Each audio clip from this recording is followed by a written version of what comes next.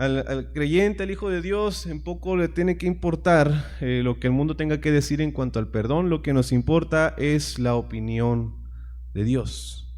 Así que, hermanos, voy a tratar de, no quiero repasar lo que ya hemos visto porque nos tomaría bastante tiempo y hoy quiero concluir con lo que es ese tema, pero quizás solamente tratar con usted esta parte. Voy a adelantar bastante.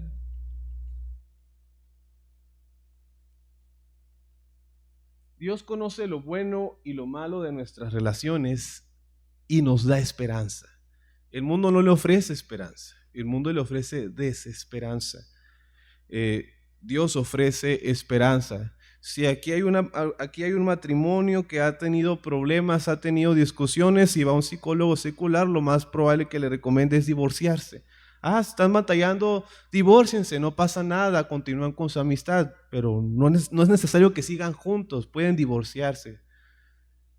Y eso a la carne le agrada, a la carne caída le agrada por su temor al compromiso. Pero eso termina tu matrimonio, no pasa nada, es un mensaje de desesperanza, es desesperanzador ese mensaje. Pero el mensaje de esperanza que nos da Dios es que existe la restauración, existe el perdón. Y Dios conoce eso.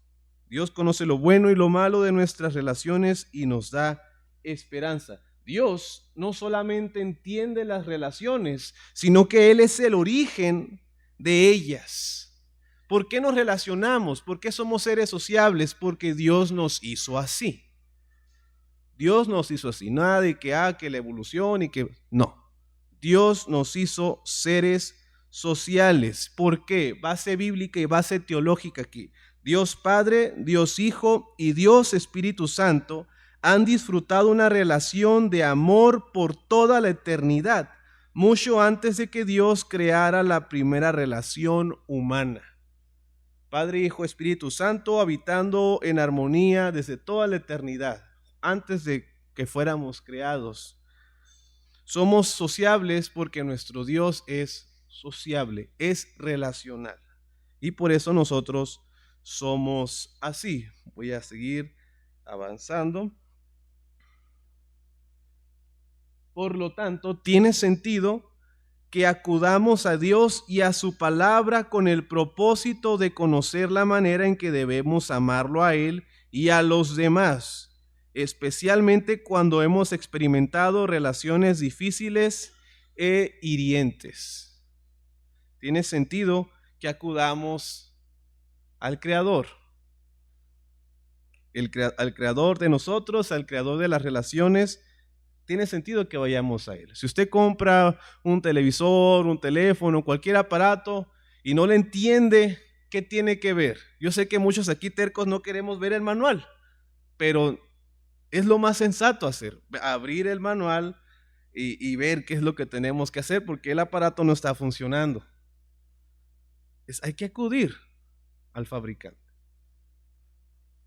Por eso Dios nos creó, Él creó las relaciones y por tanto tenemos que ir a Él para saber arreglarlas cuando no están funcionando. Dios no solo conoce el gozo que producen las relaciones saludables, sino que también conoce el dolor de las que se rompen. Dios se duele, hermanos. ¿Por qué? Dios es empático con eso, sobre todo nuestro Señor Jesucristo. Dios acudía a Israel por medio de sus profetas y los advertía y los invitaba a que regresaran a Él cuando se extraviaban. Jesús también experimentó el rechazo y la traición de aquellos que formaban parte de su círculo más íntimo. Al momento de la cruz, muchos se esfumaron. Pedro le negó, Judas lo entregó. Al parecer solamente Juan, el apóstol Juan, estaba ahí cuando fue crucificado. Fuera de ahí nadie. Cristo conoce, experimentó el rechazo y la traición. Entonces, hermanos, Dios se deleita cuando disfrutamos su amor y tranquilidad por medio de las relaciones que nos ha dado. También lamenta la manera en que el pecado y el mal dañan y traumatizan nuestras almas. Dios se deleita cuando todo va bien en nuestras vidas, pero también Él se lamenta cuando algo estamos haciendo mal, que estamos dañando ya sea nuestra relación con nuestra esposa, con el esposo, con los hijos, con los parientes, con otros miembros de la iglesia. Dios se lamenta por ello. Eso no es parte de su plan.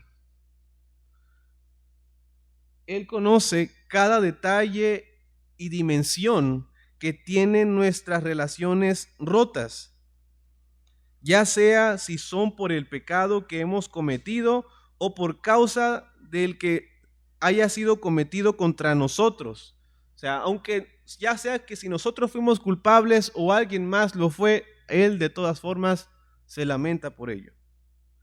La buena noticia es que Dios no solamente conoce lo malo y lo bueno de nuestras relaciones, Él también sabe cómo reconciliar y restaurar esas relaciones rotas. Dos palabras clave: reconciliar, restaurar. Reconciliar, restaurar.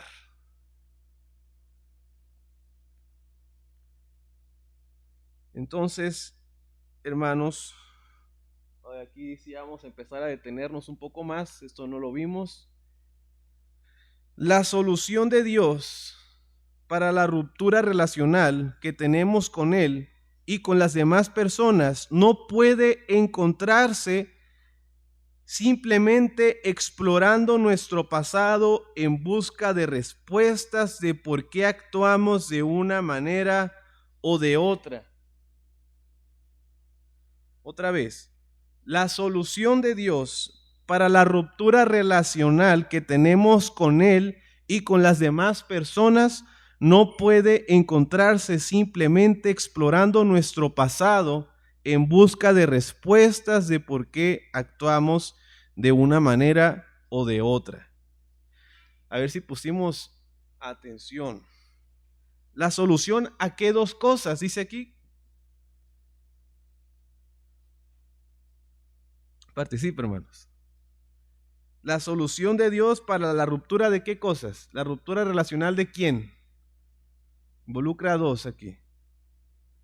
Con Él y con las demás personas. Con Él y con las demás personas. O sea, existe una ruptura entre Él y nosotros. Creo que si usted ya tiene tiempo en la iglesia y conoce su Biblia, conoce esto. Hay una separación entre Dios y los hombres por causa del pecado. Y obviamente también existen rupturas relacionales. Y la solución para estas rupturas no existe haciendo un trabajo de introspección en nosotros mismos. No existe, no la podemos encontrar.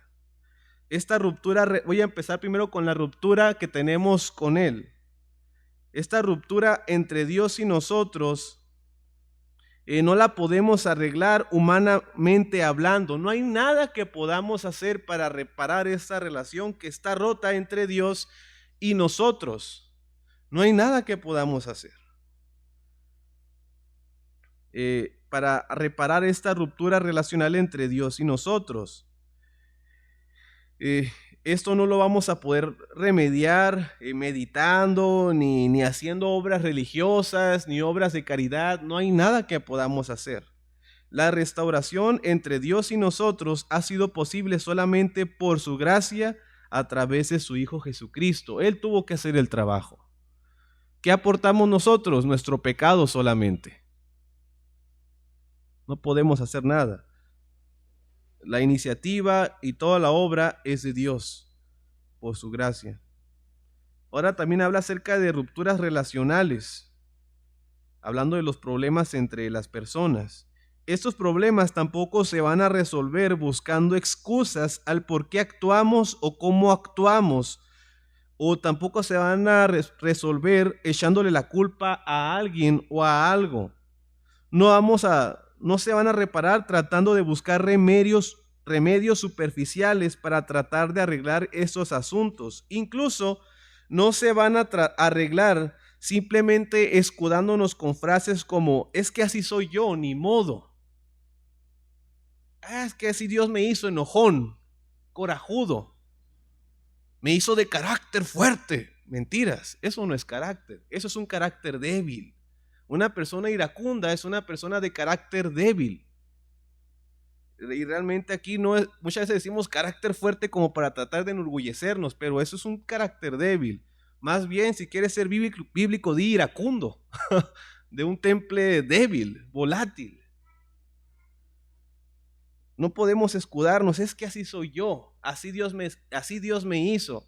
Eso es un mensaje de desesperanza que nos damos, que nos da el mundo, que nos damos nosotros mismos. Dios no quiere que seamos así. Y Él nos ofrece la manera de dejar de serlo. Entonces,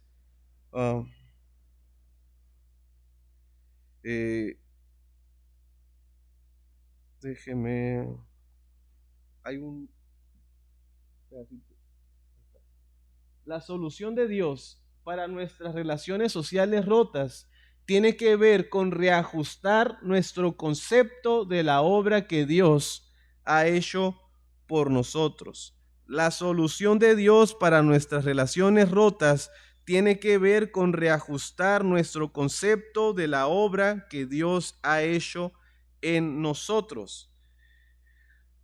Cuando tenemos esta base bíblica, esta base teológica en nuestro corazón, el acto de perdonar es más llevadero y nos mantiene caminando hacia una dirección específica que glorifica a Dios. Esto es parte de vivir el Evangelio en la vida diaria. Esto es parte de vivir el Evangelio en la vida diaria. Cuando usted está consciente del Evangelio y lo tiene presente todos los días de su vida, le va a ayudar a ser una persona perdonadora. Pero muchas veces equivocadamente creemos que el Evangelio solamente es para salvarnos y ya dejó de funcionar. No. El Evangelio, lo recuerdo aquella vez que levanté mi mano y dije que recibo al Señor y esa es la última vez que medito en el Evangelio. Está mal. Porque el Evangelio es para todos los días, lo vivimos todos los días. Debemos de vivir el Evangelio en la vida diaria. Cuando estamos conscientes del Evangelio, el acto de perdonar nos mantiene enfocados en glorificar a Dios. Recordar el Evangelio nos capacita para nuestras relaciones unos con otros. Por favor, vamos a ir a un pasaje que ya hemos leído, pero que nunca está de más. Efesios capítulo 4, versículo 4:32. Efesios 4:32, para que veamos en lo práctico por qué es importante tener el Evangelio en la vida diaria, recordarlo. ¿Alguien que me pueda ayudar con la lectura de este versículo?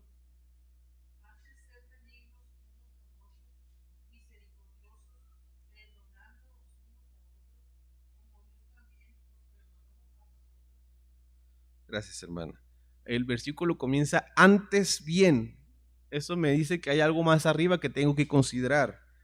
Dice 31, quítense de vosotros toda amargura, enojo, ira, gritería, maledicencia y toda malicia.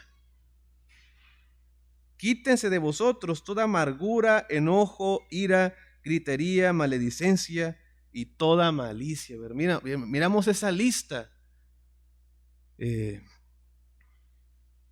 Esto es prácticamente lo que vemos todos los días, en el trabajo, en la escuela, ¿verdad? Y algunos lamentablemente hasta en casa.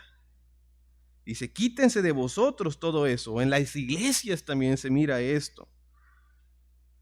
¿Qué tenemos que hacer? Quitarnos todo eso, pero dice, antes bien, o en lugar de eso, sean benignos unos con otros, misericordiosos, perdonándose unos a otros, y aquí está el Evangelio, como Dios os perdonó a vosotros en Cristo, como Dios os perdonó a vosotros en Cristo, o a ustedes en Cristo. He aquí la importancia del Evangelio. Estamos imitando a Dios en este sentido. Estamos imitando a Dios, pues Él nos ha dado el acto de perdón más grande que nosotros vamos a poder recibir. Esto, hermanos, del perdón, o el de quitarle a nosotros todas estas cosas y ser perdonadores, no es algo que es simplemente moralista, no es algo que descansa solamente en mi actuar, porque si solamente lo hago como algo externo a mí, como un comportamiento, aunque yo esté todo enojado por dentro, pero actúo como que perdono, eso no es perdonar, y ahí no está el Evangelio. El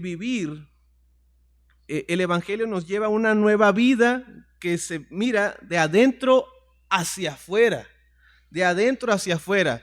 Por eso que cuando yo soy consciente de que Dios ha perdonado toda mi deuda, Él me ha dado el perdón más grande que jamás voy a poder recibir, eso me lleva a ser consciente de que, wow, Dios hizo esto por mí y yo no lo merecía. ¿Cuánto más yo no debo perdonar a esta persona que me acaba de ofender?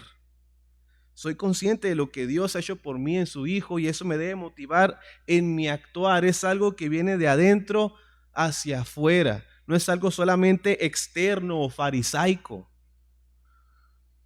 Entonces, importante recordar el Evangelio en nuestra vida diaria. Dios, en su sabiduría, nos ha dado lo que necesitamos en pro de reconciliar incluso las relaciones más rotas. Por medio de su palabra, Él nos ha dado la capacidad de manejar todos los desafíos de la vida. Dios tampoco nos dejó solos para que arregláramos el desastre. Dios nos puso en Cristo y nos rodeó de gente de su pueblo para esta tarea. Mucha gente dice, no, es que la Biblia no sirve para nada. Yo estoy muy seguro de que la gente que dice eso nunca ha leído su Biblia. Nunca. A lo mejor y leyó un pedacito, acá, otro allá, pero nunca se ha tomado el tiempo de leer su Biblia seriamente. Dios nos ha dado en su palabra la capacidad para manejar este desafío y muchos más. Y aparte, algo muy importante que se mira a la mitad de este párrafo, Dios tampoco nos dejó solos para que arregláramos el desastre. Nos puso en Cristo y nos rodeó de gente de su pueblo. ¿Nos puso dónde? En Cristo. ¿Y nos rodeó de qué? Gente de su pueblo. ¿Quiénes son esa gente? Su iglesia, ¿verdad? Él nos puso en primer lugar en Cristo.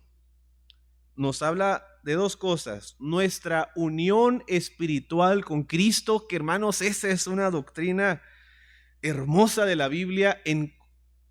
Hágase la tarea, váyase al Nuevo Testamento, sobre todo a las cartas de Pablo, y trate de contar cuántas veces viene la expresión en Cristo, en su Hijo Jesucristo.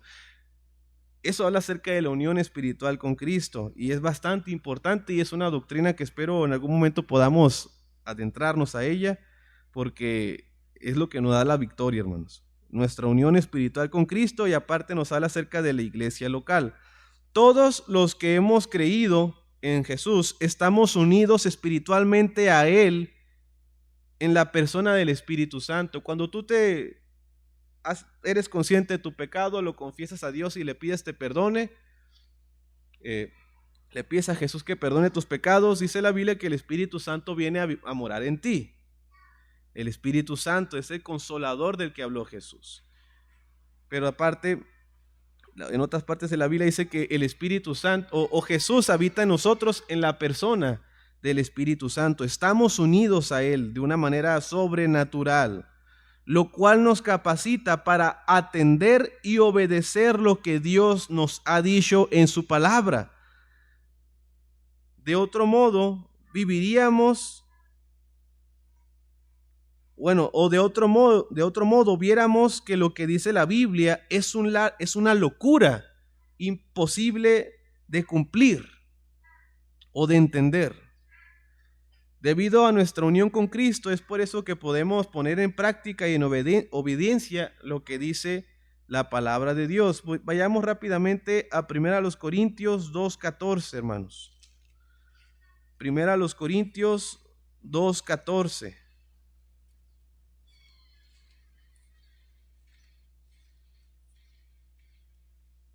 Nuevamente, si alguien lo encuentra, puede ayudarme con su lectura.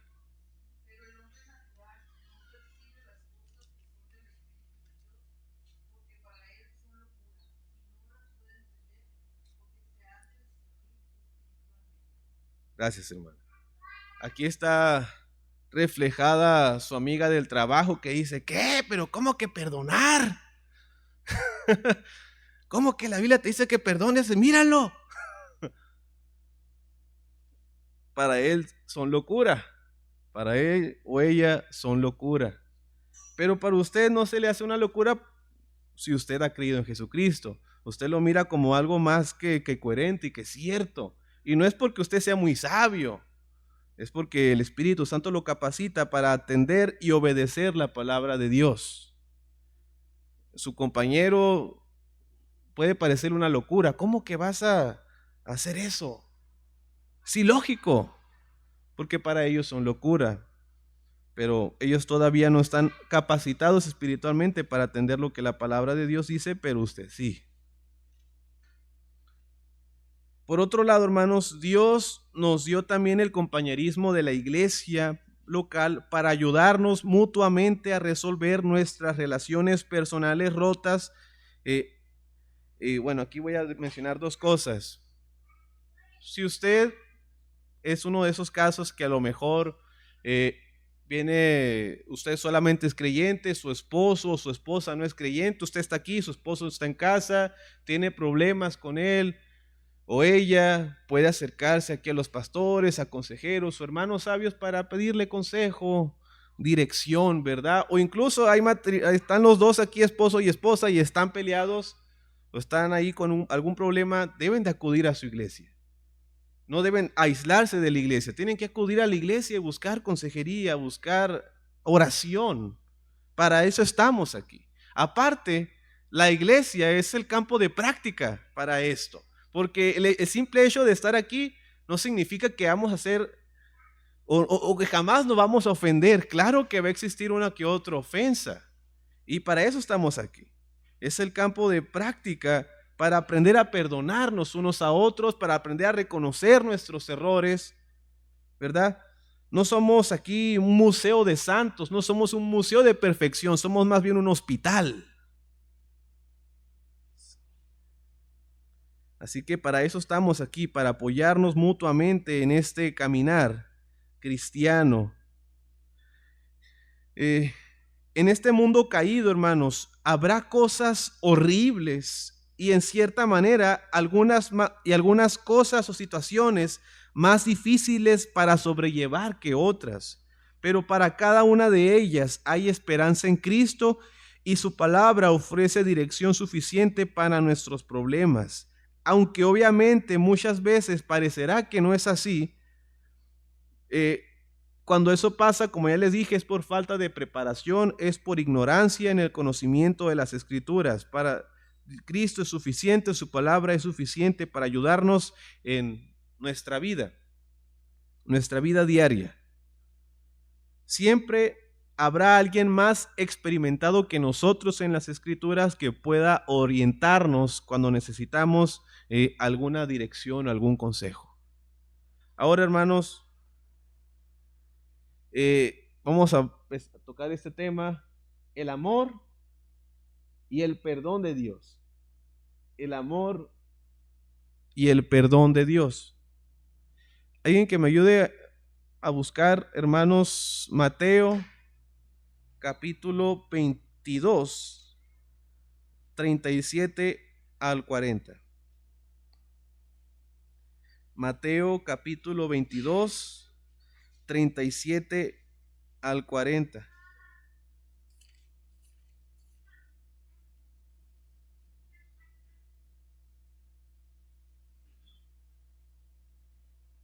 Es más, vamos a leerlo desde el 34.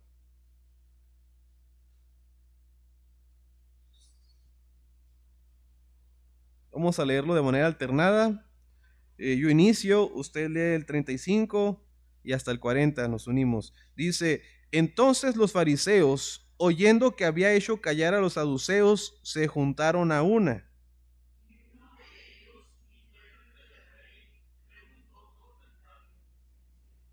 Maestro, ¿cuál es el gran mandamiento en la ley?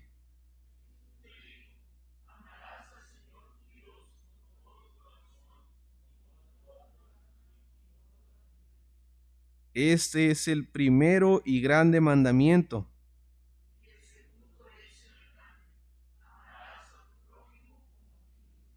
De esos dos mandamientos depende toda la ley y los profetas. Amén. ¿Cuál fue el primer mandamiento? Amarás al Señor tu Dios con todo tu ser, ¿verdad? Con todo lo que eres. ¿Y el segundo? Amarás a tu prójimo como a ti mismo. No es el tema, pero este de como a ti mismo ha causado controversia y malentendido. Algunas personas piensan, es que yo debo amarme a mí primero para poder amar a los otros. No es así. Lo que te está dando a entender aquí este pasaje de la Biblia es que tú ya te amas. Y así como tú ya te amas, tú tienes que amar al otro. Pero ¿cómo que ya me amo si tengo la autoestima por los suelos? Tú tienes una autoestima baja porque en realidad tienes un altísimo concepto de quién eres tú. Y porque los demás quizás no te miran o no te muestran su aprecio, tú te deprimes porque tú te sientes merecedor de ese aprecio de los demás. Es realmente un exceso de estima que tenemos, lo que nos hace creer que tenemos baja autoestima, pero ese no es el tema. Pero aquí lo dejo como una probadita. Amarás al Señor con todo tu ser, con todo lo que eres, y al prójimo como a ti mismo. Hay otro pasaje, esto ya entra dentro del nuevo pacto, en Pablo, y lo estoy meditando con los niños esta semana en el colegio, Gálatas capítulo 6, Gálatas capítulo 6, dice lo siguiente en el versículo 2. Cuando lo tenga, lo puede leer, por favor. 6:2. Sobrellevad los unos las cargas de los otros, ¿verdad? Compartan las cargas, sopórtense las cargas mutuamente.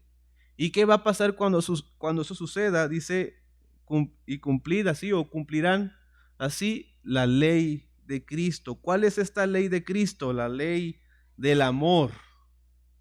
La ley del amor. Si nos regresamos al capítulo 5, versículo 3 en adelante, dice, porque vosotros, hermanos, a libertad fuiste llamados, solamente que no uséis la libertad como ocasión para la carne, sino servíos por amor los unos a los otros, porque toda la ley en esta sola palabra se cumple: amarás a tu prójimo como a ti mismo. Pero si os mordéis y os coméis unos a otros, mirad que también no os consumáis unos a otros. La ley de Cristo es esto, hermanos, el servirnos unos a otros en amor, como el Señor aquí lo ha dicho en el pasaje que leímos de Mateo. Este es un contexto interesante.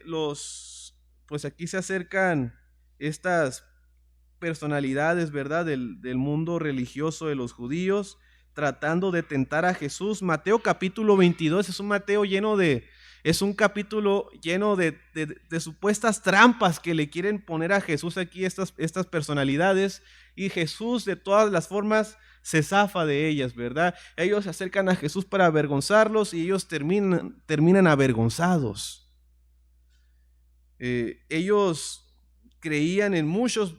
Bueno, una nota que tengo aquí, los rabinos, dice aquí una nota del hermano MacArthur, habían determinado que existían 613 mandamientos en el Pentateuco, solamente en el Pentateuco, primeros 5 libros de la Biblia, 613 mandamientos, uno por cada por cada letra de los 10 mandamientos principales. Uno por cada letra, me imagino que en hebreo, ¿verdad? Así que 613 mandamientos, de los cuales 248 eran vistos como afirmativos o haz esto, y 365 como no hagas aquello, ¿verdad? Pero bueno, no quiero detenerme ahí. Jesús resumió toda la ley y los profetas en esos dos mandamientos que no se los saca Jesús de la manga, sino que son solamente textos que ya estaban en la Biblia, ¿verdad? En el Pentateuco, Deuteronomio 6:5, 10:12, 36 y Levítico 19:18. Jesús no se inventa nada. De la simple Biblia lo saca. Un genio nuestro Señor. Entonces, habla entonces de el amor. Esto es gran mandamiento, amar a Dios y amar al prójimo. Jesús, hermanos, entendía las complejidades de la vida, incluyendo historias personales, las circunstancias extremas que enfrentamos, así como los obstáculos que aparentemente parecen insuperables. Aún así, él escogió resumir lo que Dios demandaba con el sencillo mandamiento de amar. Él conoce toda la perfección y él no fue simple ni simplista en ningún sentido, pero él simplemente resume esto. Todo esto se resume en amar a Dios y en amar al prójimo. Haciendo eso se cumple toda la ley y los profetas. Pero si entonces Jesús nos dice que lo más importante es amar a Dios y amar a los demás, ¿qué hacemos cuando el amor que recibimos es imperfecto? ¿Qué hacemos cuando hay falta de amor de parte de la persona que amamos? O incluso, ¿qué hacemos cuando hay más odio que amor? Cuando hay más sufrimiento que felicidad. ¿Qué hacemos entonces? Dios me manda amarlo a Él y amar a los demás, pero esta persona a mí no me está amando. ¿Qué hago? ¿Qué hago entonces? Jesús también proveyó para eso. Mateo capítulo 5, vamos a ir otra vez ahí, vamos a ir a Mateo capítulo 5, versículos 43 al 48. ¿Qué razón?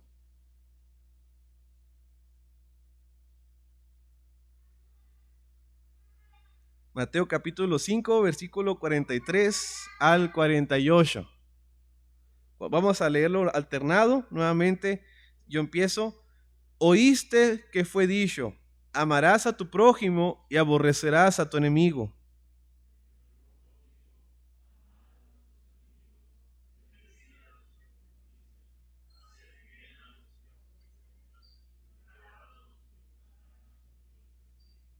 Para que seáis hijos de vuestro Padre que está en los cielos, que hace salir su sol sobre malos y buenos, y que hace llover sobre justos e injustos.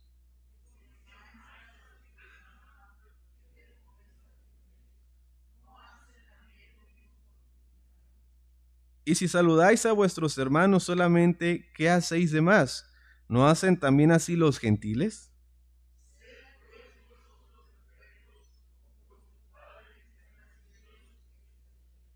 Amén. Aquí está la respuesta. ¿Qué pasa si aquel a quien yo debo amar no me está amando a mí? Ámalo. Simple y sencillamente, ámalo también.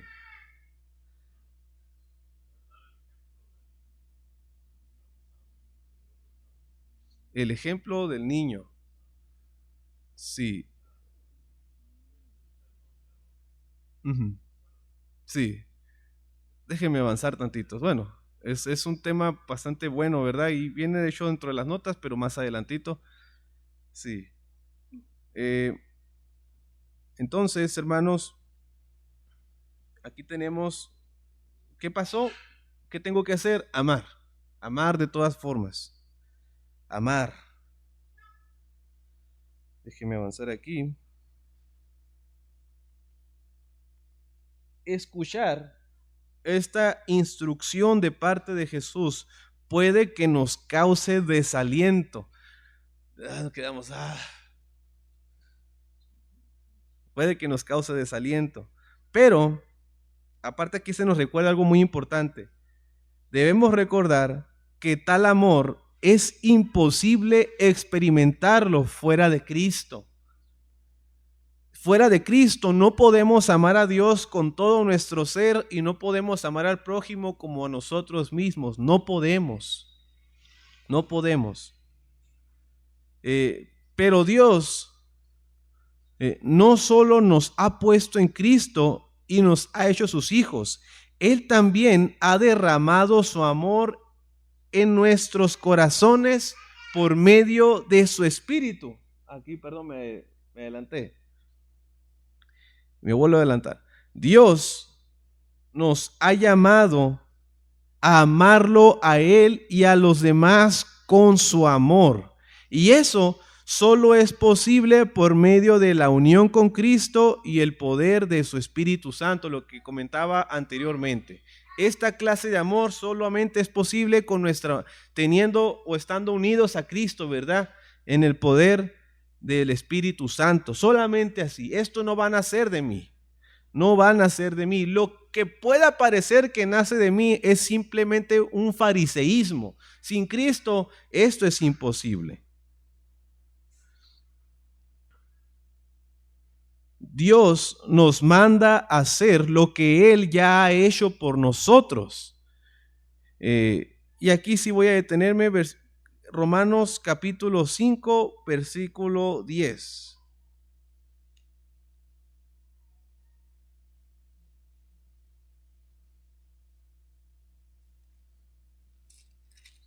Romanos 5, 10. ¿Alguien que me ayude a leerlo, por favor? Sí.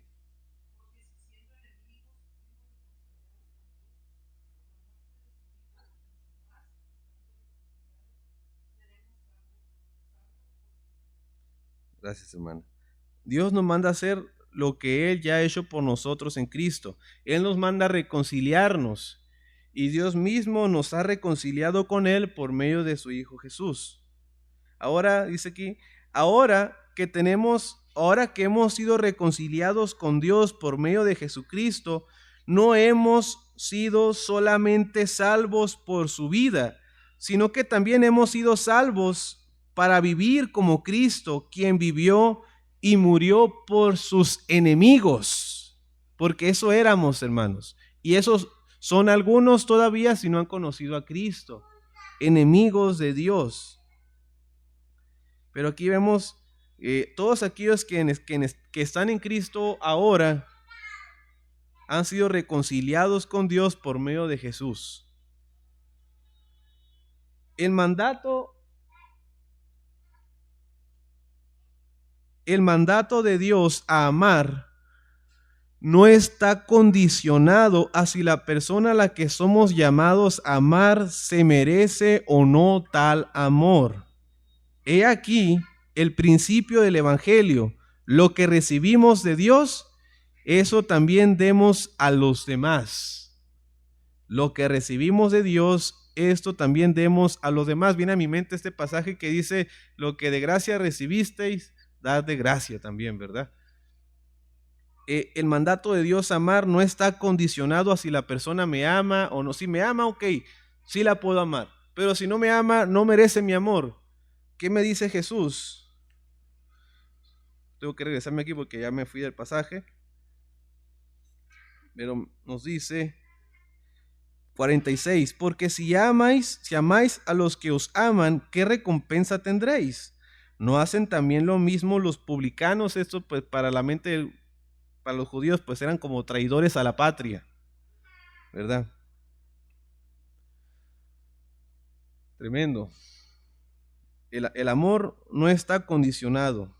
Lo que recibimos de Dios, eso también demos a los demás. Si recibimos perdón de parte de Dios, debemos dar perdón a los demás. Si recibimos gracia de parte de Dios, debemos dar gracia a los demás. Y me encanta esa secuencia de pensamiento. No tenemos excusa. Nuestra carne lo aborrece, pero nuestro espíritu yo creo que se goza en estas verdades. No tenemos excusa. Amar a quienes nos aman es fácil. Es fácil cumplir la ley y los profetas con los que nos aman, pero no es fácil cumplirla con los que no nos aman. Si vivimos solo bajo ese pensamiento de que yo debo amar a quienes me aman y eso, vamos a caer en el error del escriba a quien Jesús le cuenta o le enseña la parábola del buen samaritano. Esto también lo meditamos con los niños en esta semana, en Lucas capítulo 10, versículo 25 al 37. Quiere ir un momentito ahí. Lucas 10, 25 al 37, no lo vamos a leer. Pero hermanos, cuando dice aquí,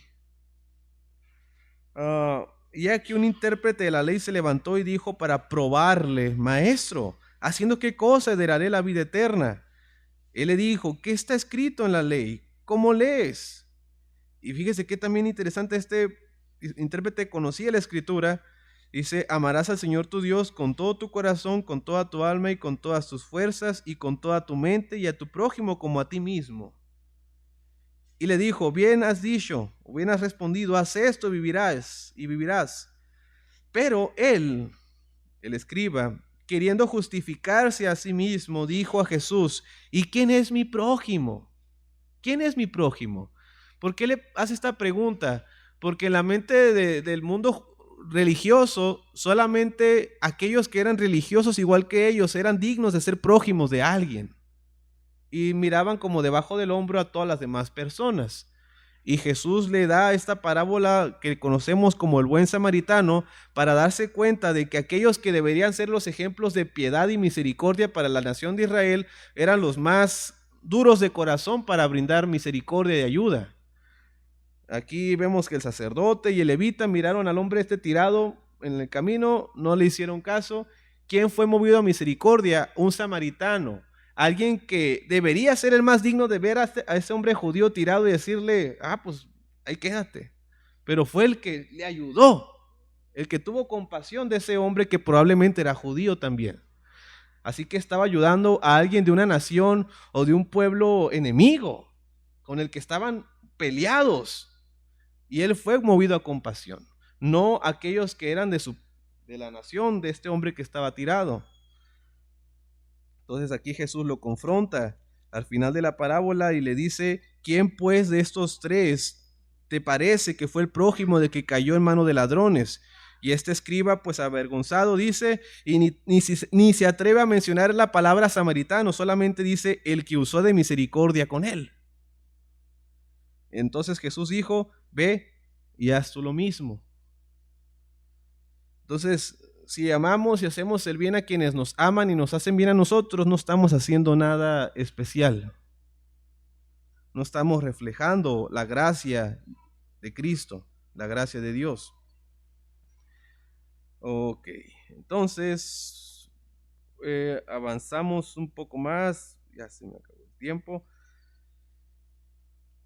El amor, creo que nos vamos a quedar con este pensamiento unos cuantos más. El amor y el perdón aparecen juntos a lo largo de las Escrituras. Cuando miramos a la cruz, podemos ver la relación inseparable entre el amor y el perdón. El amor de Dios lo motivó a perdonar los pecados, y el perdón de Dios es una expresión de su amor. Primera de Juan, capítulo 4, versículos 9 al 10. Primera carta de Juan, capítulo 4, versículos 9 al 10. Dice la palabra de Dios. Si alguien me puede ayudar, por favor.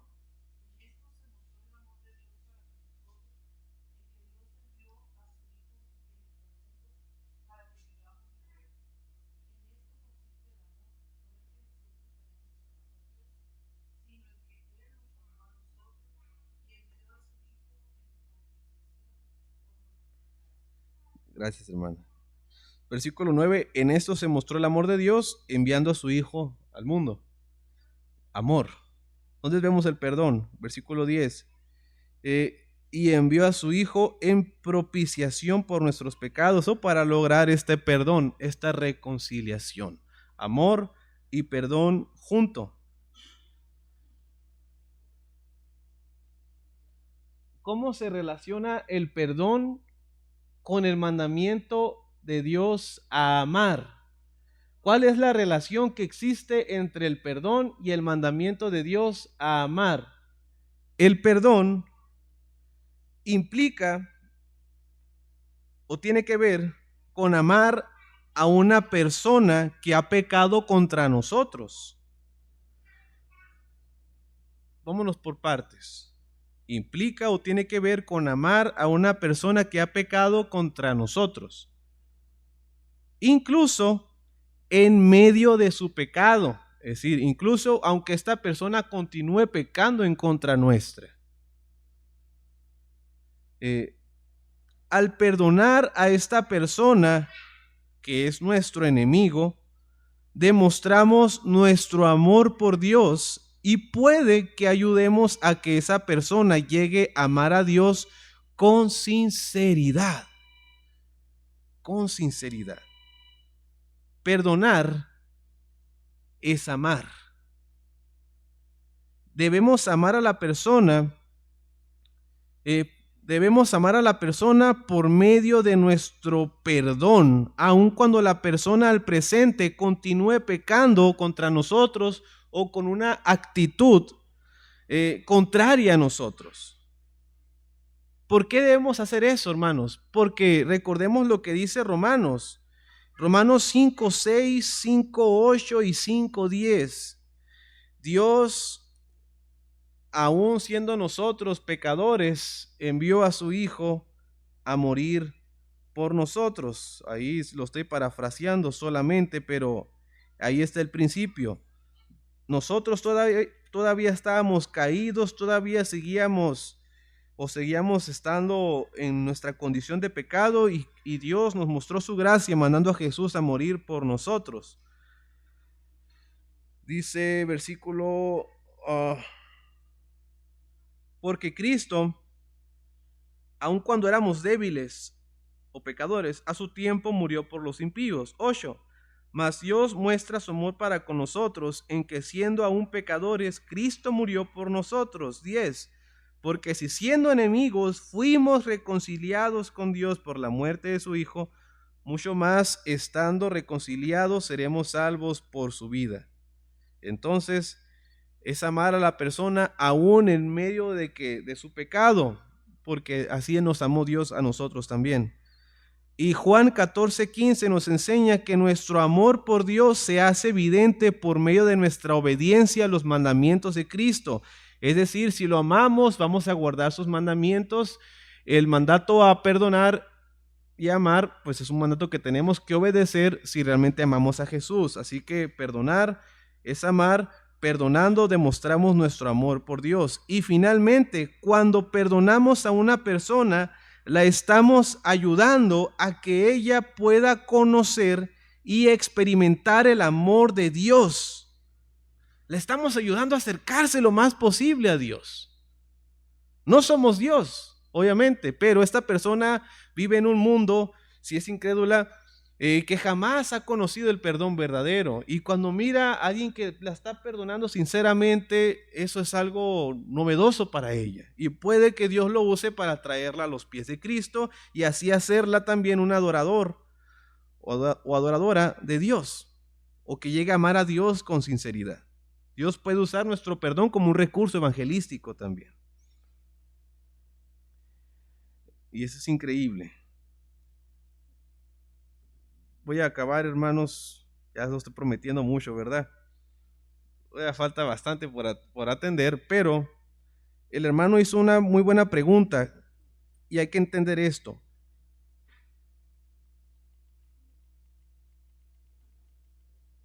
Lo que no es el perdón. El perdón no quiere decir que ignoremos las maneras en que hemos sido dañados. No quiere decir que vamos a minimizar el mal que se nos ha hecho.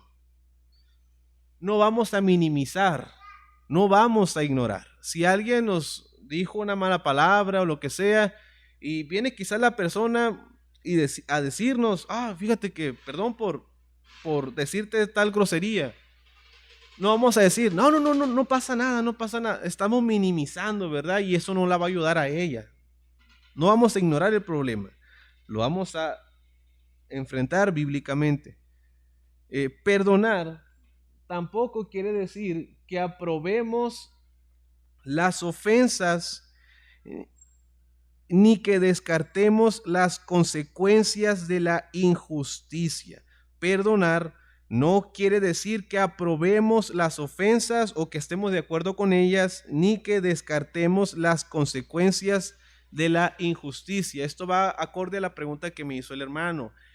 Yo quiero pensar y ruego al Señor que no sean esto el caso de nadie aquí, pero pasa y este mundo caído da golpes tras golpe horrible. El caso de una violación de tu hijo, un asesinato, un fraude, bueno, sobre todo asesinato, violaciones, delitos graves, así como este tipo, no quiere decir, bueno, pues te perdono y no te voy a meter a la cárcel. No, claro que merece la cárcel. Un asesino merece la cárcel. Por más que se haga pasar por, como hoy quieren escudarlo muchos de los derechos humanos, no, es que está loquito, no merece la cárcel. Claro que la merece, es un asesino, un violador también. Y esta persona puede ser perdonada, y en Cristo no vamos a estar esclavizados a un rencor de por vida por esta persona, por más duro que haya sido lo que nos hizo. Pero, o incluso puede, o sea, trabajándolo bien y todo, una persona a la que le han hecho algo horrible a su familia, puede llegar a perdonar a esa persona. Pero ese perdón no significa que la va a sacar de la cárcel o que va a evitar que vaya a la cárcel. Claro que tiene que ir, porque ante las leyes humanas es totalmente culpable y tiene que pagar por su crimen, ¿verdad? No está bien decir, bueno, no pasa nada, así queda la cosa, porque vas a exponer a más personas a que sean matadas, a que sean violadas, etc. Eso es más una irresponsabilidad de parte nuestra. Ella tiene que pagar. Ahora sí, está en ti, ¿verdad? Perdonar a esta persona, lo puedes hacer. Eso no significa que te vas a ir a tomar un café con él, ¿verdad? No. O que vas a ir a celebrarle su cumpleaños, no. Pero no vas a vivir esclavizado a ese rencor y a esa amargura por toda tu vida. Porque en Cristo hay esperanza para ti. Y lo ha habido y existen este tipo de casos. Donde el Señor ha sacado adelante a familias ese tipo de situaciones y se ha glorificado en ello. Son casos duros, dificilísimos, pero existen. Y para todo ello Dios ha provisto en su palabra, ¿verdad? Esperemos y no sea el caso de nadie aquí, jamás, pero así pasa, hermanos. Y debemos estar listos. Y sobre todo para este tipo de cosas que son más cotidianas, o más de la familia, o más de la iglesia, estamos más capacitados para tratar con una mala palabra o con un sacado de lengua, no sé, ¿verdad? Estamos más que capacitados para tratar ese tipo de ofensas. Vamos a orar, hermanos, y pido que nuestro Dios nos ayude a vivir conforme a su palabra en este sentido. Padre, gracias te damos por este tema, realmente, Padre, tan confrontador para nosotros. Padre, solamente usted sabe quién de aquí tiene algún problema con su esposo, con su esposa, con sus hijos, con alguna persona de aquí, de esta iglesia o de otra iglesia, o con su familia. Padre, solamente tú sabes quién de aquí está cargando con algo que le estorba adorarte sinceramente. Padre, te pido que la hagas libre, le ayudes a reconocer su pecado y le ayudes a pedir perdón o a aceptar el perdón, mi Dios, para que usted así se glorifique y le haga libre, Padre. Pedimos todo esto y lo ponemos en tus manos en el nombre de Cristo Jesús. Amén.